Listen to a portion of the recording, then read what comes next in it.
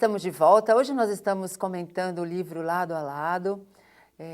Tem como subtítulo A Vida Sabe a Melhor Resposta. Estamos conversando com o médium, né, Sérgio Chimati, que psicografou esse livro, ditado pelo Espírito Anelli. Mas antes de nós retomarmos essa nossa conversa, gostaríamos de convidar você a ser um divulgador da doutrina dos espíritos.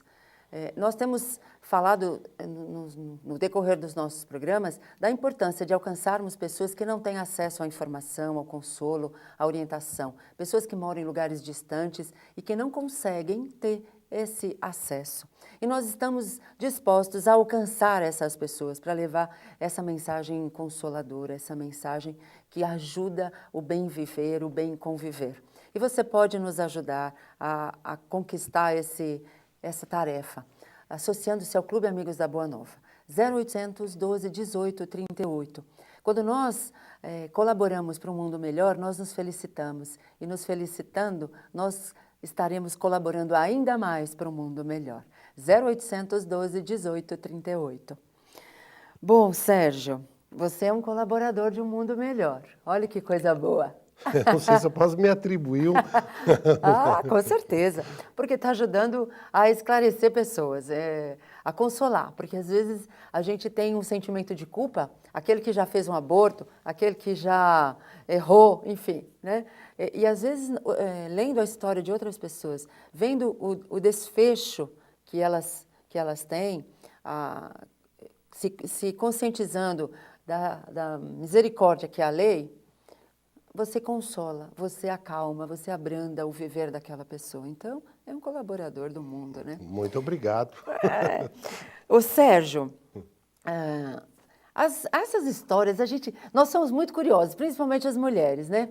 Então, essas histórias que são ditadas, psicografadas, enfim, né? Que os espíritos nos trazem, elas são reais ou elas são fictícias para nos ajudar no entendimento das coisas que nós vivenciamos aqui na Terra? Olha, essas histórias, elas são reais, sim. Só que não de uma maneira que o povo espera que seja. Uhum. Muitas vezes o pessoal, como eu tinha dito antes, espera que o espírito ele dite a história de uma pessoa e que tenha acontecido exatamente aqueles fatos que se esperam, não é? Uhum. Agora, eu vou dar um exemplo bem prático. Vamos supor que o pessoal pesquisasse a respeito do livro e fosse buscar se aquela história teria sido realmente verdade. Isso serve para mostrar qual é a preocupação dos espíritos em não comprometer aquelas pessoas que estão passando por algum momento por uma história. A história começa em 1935, com a Salete, que era apaixonada pela Doris. Exato, não é? Isso. Aí você imagina que comprometimento teria, porque se a pessoa fosse pesquisar e descobrisse quem eram essas pessoas. Então a mídia ia adorar, né? Fazer uma história disso que descobriu. Olha, em 1994 era essa pessoa. Então existe todo um cuidado da espiritualidade que quando revela esses fatos, que são reais e pode acontecer com qualquer um, vamos dizer assim, não proteger essas pessoas, mas preservar essas pessoas de eventuais, não é? Vamos supor que... Assédios, né? Exatamente, de eventuais assédios. Até uma questão que me chamou a atenção na questão, não é?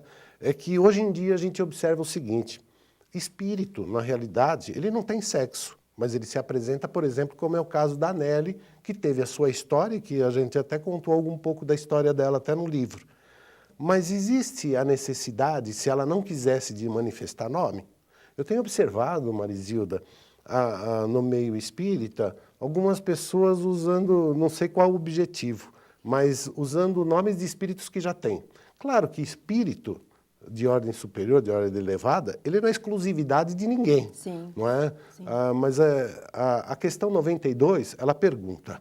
O Kardec para os espíritos ele é sobre a ubiquidade, né? De um espírito ter a capacidade de se dividir e estar em dois lugares ao mesmo tempo. O espírito ele não tem essa capacidade, nenhum espírito tem a capacidade de se dividir. Acontece que quando se trata de um espírito de ordem elevada, acontece isso com ele tão rápido, ele pode fazer tantas coisas. Num centro espírita, por exemplo, que nós recebemos hoje o Bezerra de Menezes para fazer um trabalho de cura, no mesmo outro centro espírita também o outro. O Kardec explica que existe essa possibilidade quando os espíritos são afins, então eles se apresentam dessa forma. Mas No caso do escritor, qual o propósito que teria de um escritor apresentar o mesmo nome? Quer dizer, eu fico imaginando isso, porque isso a gente vê acontecer, não é? Pois é, pois é. É isso, é aquela situação, a doutrina é perfeita, mas as pessoas ainda não são, né? Nem Por isso que é encarnados, nem importante a desencarnados. gente estudar, Pois se é, orientar. pois é. Bom, vamos falar um pouquinho, então, de uma dessas temáticas, né? Que eu acho que a homossexualidade é uma coisa que está muito em evidência, né? É um conflito, na verdade, não é nem uma briga, nem disputa, mas um conflito, né, entre aceitar, não aceitar, é normal, não é normal, é doença, não é doença, é genético, não é genético, né? Como abordar essa temática, né, Sérgio? Olha, eu vou dizer para você que eu mesmo, com essa história da Salete, eu aprendi muito. Sim. Porque o que se questiona, uma moça outro dia, ela leu Lado a Lado, ela me questionou, ela perguntou para mim o seguinte: Sérgio, homossexualidade não é uma coisa de Deus. Aí eu falei, puxa vida, você acha que não é uma coisa de Deus? Mas tem alguma coisa aqui que não seja de Deus? O caso é o seguinte, as pessoas, quando elas tentam compreender aquilo que é externa a elas, fica difícil se ela não teve nenhuma experiência na família, se ela não tem a característica de, em algum nível, ser homossexual. Então, hoje em dia, a gente pode observar que o pessoal leva todas as considerações para analisar a homossexualidade. Se fala em genética, mas o principal, o pessoal se esquece de dizer, que o sexo, ele é uma energia.